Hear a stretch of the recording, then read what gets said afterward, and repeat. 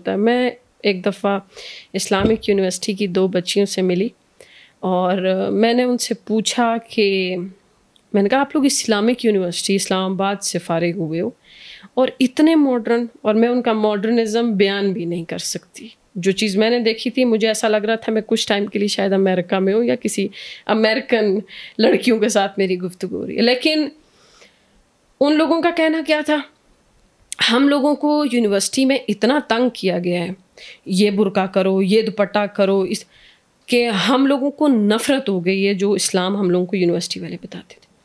Parents کو چاہیے, دیکھیں میرا کام بنتا ہے کہ بچے کو یہ بتا دینا کہ دیکھو یہ تمہارے لیے ایک ڈیوائن بک ہے, اس میں تمہارے لیے یہ رولز اترے ہیں, یہ کرو گے تو یہ بینیفٹ ہے, یہ دنیا ہے, یہ کرو گے یہ نقصانات ہیں. الٹیمیٹ آپ نے جانا بیٹا اللہ کے پاس ہی ہے.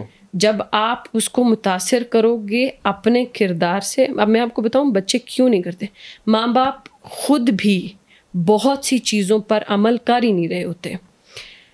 قرآن میں کیا ہے کہ کچھ دین لینا اور کچھ دین چھوڑ دینا, یہ اس کی اجازت نہیں ہے. دین میں آنا ہے تو پورے دین میں داخل ہو.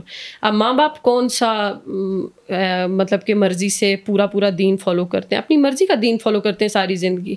ماما خود ہاف سلیوز پہنے تو بیٹی کو کیسے کہیں گی کہ بیٹا تم فل سلیوز پہنو.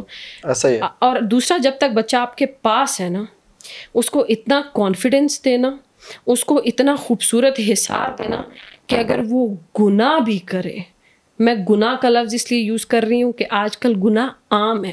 آج کل گناہ کا کہہ لیں کہ یہ لفظ بھی چھوٹا پڑ گیا ہے, آج کل سب چلتا ہے, بس وہ والا سین ہے. تو وہ آپ کو آ کے خود بتائے کہ میں نے یہ کیا ہے. جب آپ کا یہ نبی علیہ السلام کے پاس صحابہ آ کے خود کیوں بتاتے تھے کہ ہم سے زنا ہو گیا یا ہم سے فلاں گناہ ہو گیا, کیونکہ ان کو پتہ ہوتا تھا نہ تو نبی علیہ السلام گالی دیں گے نعوذ باللہ, نہ وہ تھپڑ ماریں گے, نہ انہوں نے مجھے دفاع کرنا ہے. ان کو پتہ تھا کہ نبی علیہ السلام مجھے اس کے بعد یہ بتائیں گے کہ تم نیکسٹ سٹیپ کیا لو, تمہاری موٹیویشن کیا. ماں باپ ایسا نہیں کرتے ہیں. ماں باپ کو یہ پتہ چل جائے کہ بچے نے سگریٹ پیا ہے, شام کو ابو بیلٹ لے کے کھڑے ہوتے ہیں. ایسا ہی ہے.